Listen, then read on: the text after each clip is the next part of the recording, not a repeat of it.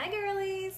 Miss Katie here, coming to you from Lynchburg, Virginia, working with the Girl Scouts of Virginia Skyline Council. Today we are doing the Brownie Girl Power Fun Patch, and I have a really fun, it's kind of an activity. I'm going to go over a couple of different things, but really it's going to be more of an informal discussion about self-esteem. I thought a lot about how I could offer this program and what girl power means kind of at the heart of it, and to me, girl power is all about being proud of who we are. So I thought that that would be a really great thing to focus on. So I'll give you guys a few minutes to get on because I kind of want this to be an interactive experience, but hopefully you guys enjoy what we have to talk about. And like I said, at the end I'll kind of give you guys some strategies and activities that we can do, and it's going to be a lot of fun. So I'll just give you guys a few minutes. Hello, hop on. It's going to be pretty neat. So like I said, we're focusing on self-esteem, and this is going to be more of an informal discussion. And the reason that I decided to focus on self-esteem is that it's such a big part of who we are as girls and as women, and it has a really big hold in our everyday life. And I think it's important that we cultivate or build that self-esteem inside of ourselves. And I want to make sure that our Brownie girls are ready to take on the world and feel confident about who they are. So let's see, well, I had one person but they hopped off, so I'll just go ahead and share whatever I have to give you guys, and then you guys can watch it later. But okay, so self-esteem is all about how you feel about yourself, and it can also be called self-confidence. But self-esteem or self-confidence comes from a number of different places. It comes from our experiences, it comes from how we're treated. So for example, how your brothers and sisters treat you, how your parents or your caregivers treat you, how your teachers might treat you, or how your peers treat or act towards you. All of those things and all of those interactions help to build or to break down our self-esteem. And there are two different types of self-esteem that you can have. You can have high self-esteem, which means that you realize that you are valued and deserve to be loved, or you can have low self-esteem. And like I said, if you're someone who experiences a lot of negative interactions or bullying, for example, those sorts of relationships tend to break down our self-esteem. But it's important to realize that you can always rebuild your self-esteem, and that's what I'm going to kind of help you guys through today. So I see that I have some people now. Hello, thanks for joining. So I want this to be an interactive experience. So if you guys can write down or kind of share in the comments, if you feel comfortable, what you think self-esteem is, or what does self-esteem mean to you. I'll give you guys just a few minutes.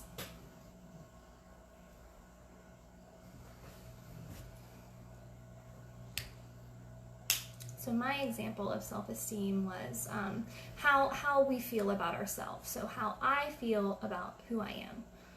So what do you guys think? Do you guys have anything else to add?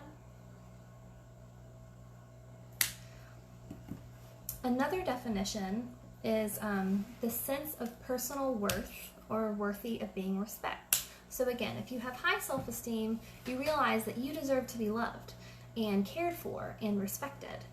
So that's something to think about.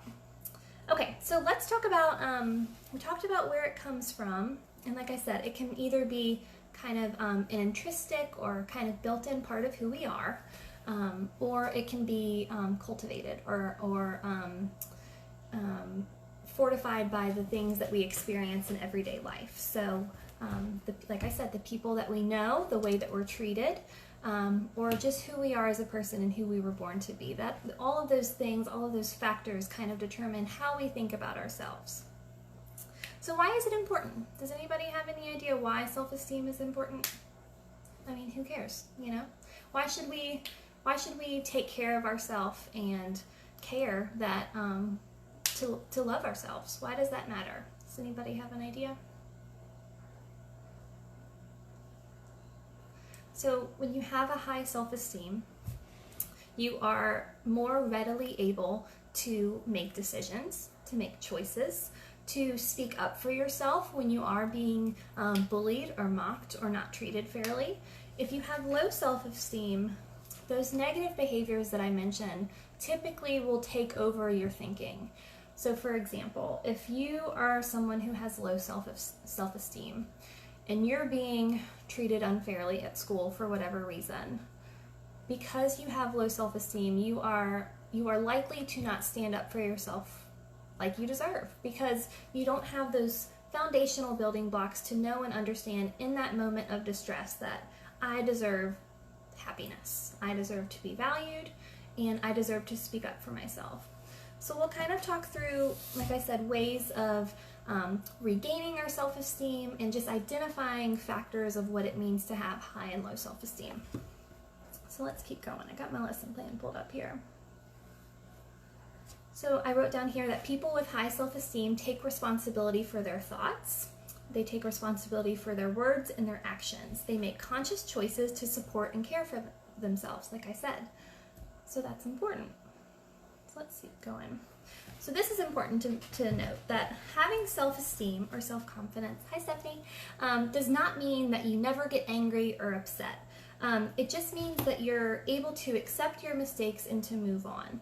So it's important not to confuse having high self-esteem with being positive or optimistic. You can have high self-esteem and you can also be equipped to share something that you're not happy with, because like I said, if you feel confident in yourself, you're able to stand up for what you need and what you want and what you deserve. But it doesn't mean that you never get angry. Those are two different things. So I wrote down, so people who feel good about themselves are less likely to fall under another person's peer pressure. So think about that the next time that you guys are in school and you're not being treated fairly. Just remember, try to be conscious of what your brain's saying to yourself in those moments, because we either have a positive or a negative tendency to think about how we're being treated. And your gut reaction on how to react in those moments will tell you a lot about what you think about yourself.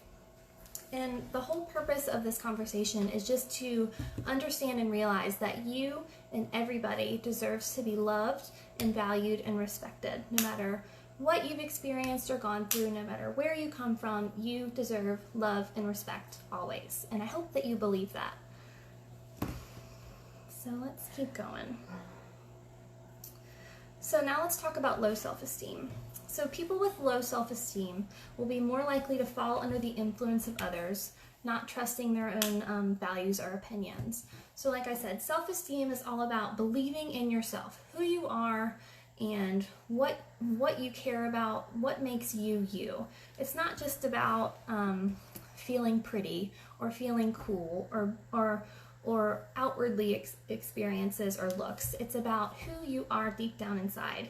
And as long as you're familiar with who you are, that's all that matters. I know that the world has a lot of opinions on what girls should look like and how girls should act and be, and I just want to make sure that all of my Brownie girls and all the Girl Scouts know that it's so much more important to pay attention to what matters to you versus what's being shown on television or what's being represented in the media. So I hope that you guys know that and stick to that and never ever forget that, no matter what anybody says to you. Okay, keep going. So people with low self-esteem have negative thoughts or beliefs about themselves that are often not true, but they've been taught to believe that they're true. They have a poor opinion of themselves, they have self-doubt, they kind of talk badly about themselves in their head. These are all bad habits. Don't do that. Don't ever do that. If you do that, snap out of it. We gotta get you guys, back on the right track of rational thinking and not believing what these big bad people are telling you, because it's just not true. So let's see.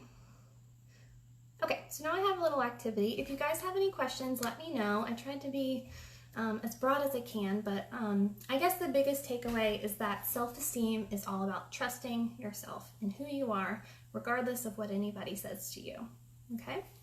So now I'm going to do an activity that I made. It's called the Self-Esteem Sentence Completion. So creative, Miss Katie. But this is an activity that's intended to help children identify your own positive traits. So what I want you to do is get out a piece of paper, and we're going to start a sentence, and then I want you to finish it with your own words or ideas. So sentence number 1 is, I am really happy when. And I want you to think about a time that you were or are, or something that makes you very happy. So I am really happy when, and I'll share my answers with you guys. Just in a different color. I am really happy when I eat healthy,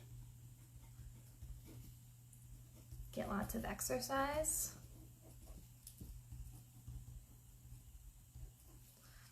and spend time doing what I love.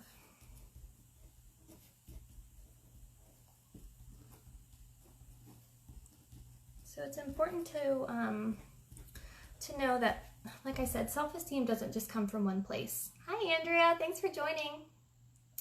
It's not just it doesn't just come from one experience. It is a multitude of things that make you feel a certain way about yourself, and it can change over time as you go throughout life.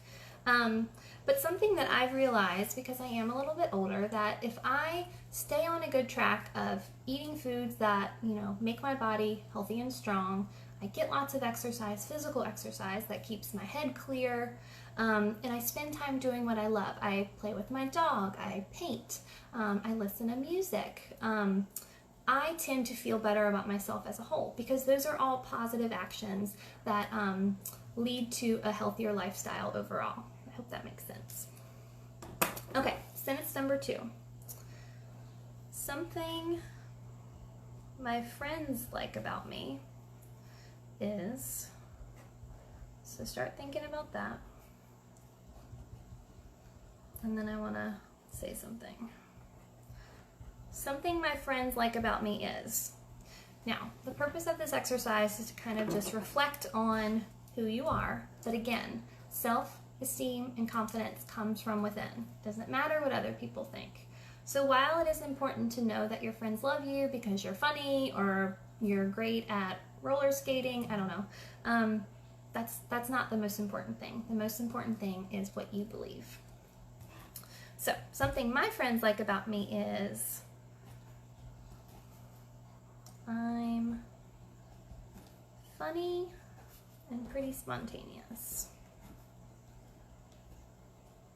And friends, your friends can be beneficial in the sense of they do love you and they are there to support you. And you can find out a lot about yourself by your friends, from your friends. And if you have the right friends and you surround yourself by people who truly do care about your well-being, they will also look out for you in the sense of what's best for you, or if you're not doing something that suits you in the long run, hopefully they'll say, hey, that's a bad behavior. Let's do something different, and support you through that. Okay, in school, I'm good at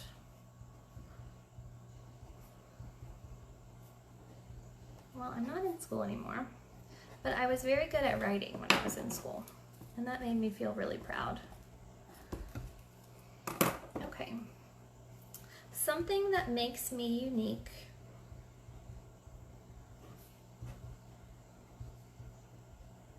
So what makes you unique? Andrea, what makes you unique?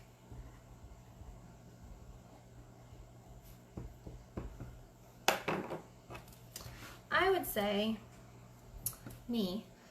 I am a very compassionate person, which means that I care deeply about how other people feel and live, and the hardships that other people go through. Empathetic is, I guess, a better word. So when somebody's hurting, I tend to hurt along with them. And I know that sounds kind of heavy, but it's actually really unique and important in the sense of not a lot of people live their lives in that way. I'm able to put myself in another person's shoes, so much so that I feel for them and with them, and try to advocate for people that are unlike me. And I think that that's really important. Okay, number 5, I am loved by. So who are you guys loved by?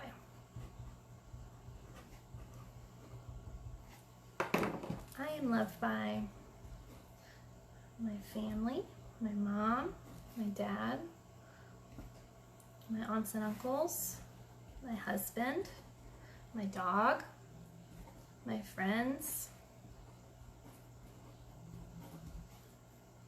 And even if you just do that sentence, you guys, if you sit down and think about the people who love you, my hope is that you have a really long list. And I think that you will have a longer list than you even realize. So I hope that you can look at this piece of paper and maybe put it on your bathroom mirror or put it on your bedroom wall and just look at it. And I just hope that in times of feeling badly about yourself, because it does happen, we all have our days where we don't feel good, or we just kind of feel like we're in a funk. Maybe my hope is that you can look at this and remember, I matter. I mean something. Here is my life on a piece of paper in a very small way, and look at all this goodness that I have. So there's that. There's another activity that I wanted to share with you guys. I'm unable to do it because I don't have anybody to assist me, but I can kind of share with you how to do it. It's called a pat on the back. And how it works is you take a piece of paper, and you would do this with friends or family or whoever, multiple people. And you're going to take a piece of paper and you're going to tape a piece of paper on the back of somebody's back. And what you're going to do, everybody's going to have a piece of paper on their back, is you're going to walk around and you are going to write a sentence about something that you love or admire about the other person. And you can't write on your own back, other people are writing yours. So the idea here, again, is that you have this document filled with love by other people telling you how great you are. And I hope that it inspires you and cheers you up in those times of uncertainty or distress or just general yuckiness. So that's really fun.